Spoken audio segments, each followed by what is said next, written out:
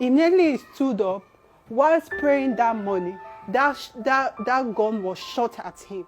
That gun was aimed at my husband, which penetrated him here through his chest. It was aimed at him.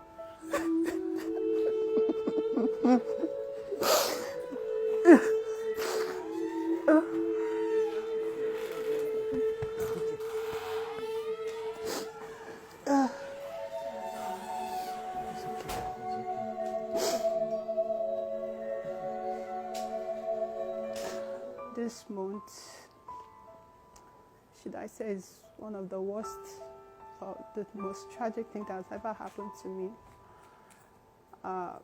I'm just recovering from surgery. My husband was there all through. He was there by me all through, all the days there. Even the doctors, the nurses were teasing him.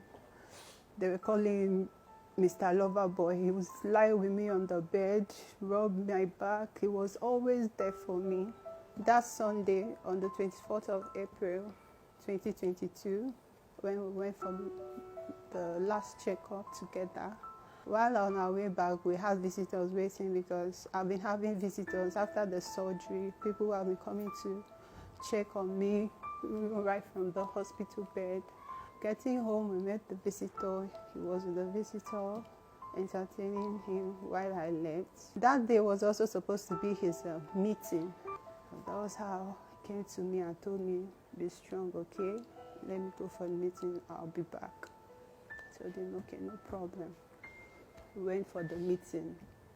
And after the meeting, he was with few of his friends, members. On his way home, there is one of his friends, Asiwaju. I know him. He comes to the office. I've been to his house before. It was like Asiwaju invited him for his birthday. And the birthday is at our bus stop. Funny thing about it is that my husband doesn't like that place because it's always crowded. What's the name of the place? Da Silva Bar. A few minutes later, we heard there was a gunshot. And then I was like, the gateman came in like, there was a gunshot. Where? At Da Silva. I'm like, Da Silva. And my husband is there.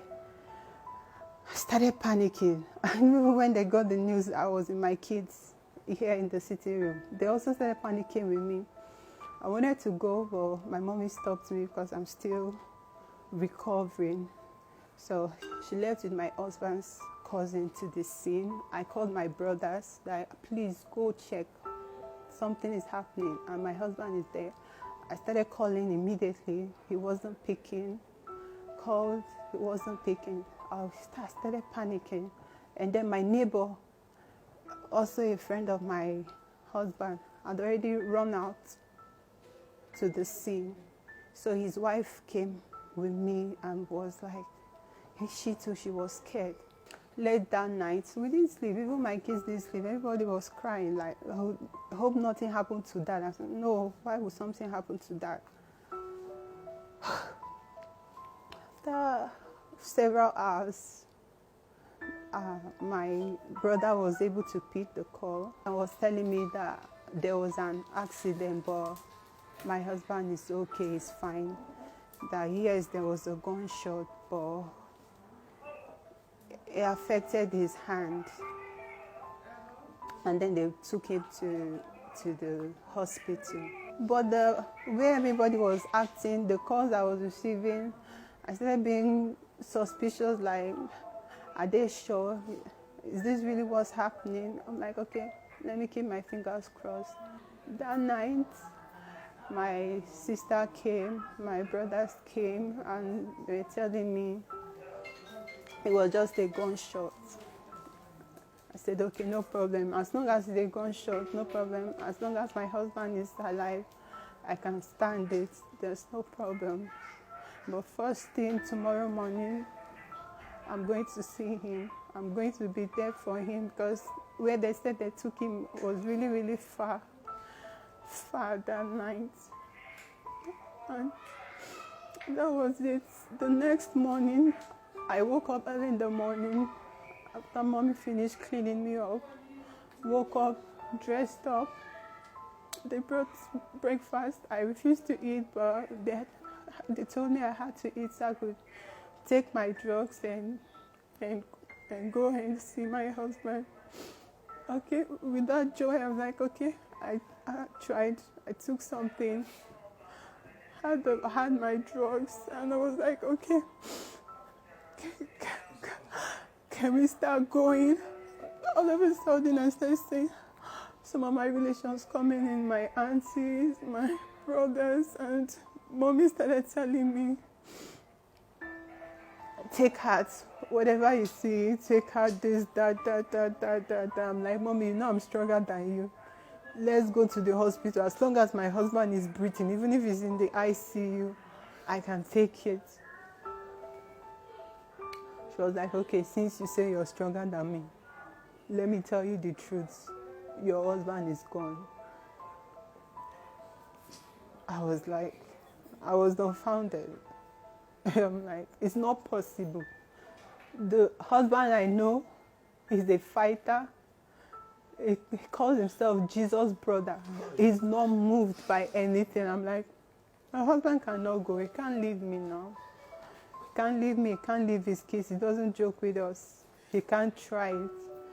But up to date, I've seen the pictures. I've seen the videos.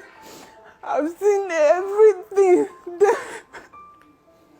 Yeah, I still can't believe that he's no more. And what I want is justice for my husband, because he did not hurt anybody. He has a soft heart. He will never hurt you. All his intentions is just to please people and make everybody happy. Call on him at any time. He will be there. The little he can do, he'll be there to support you. And I'm really, really disappointed that his friend Asiwaju, that I know him very, very well. And I'm really, really disappointed to hear that after the gunshots, he jumped over the fence and left my husband there. I seriously believe that this is a planned work. And then they're saying that the case was an accident, which is a blatant lie.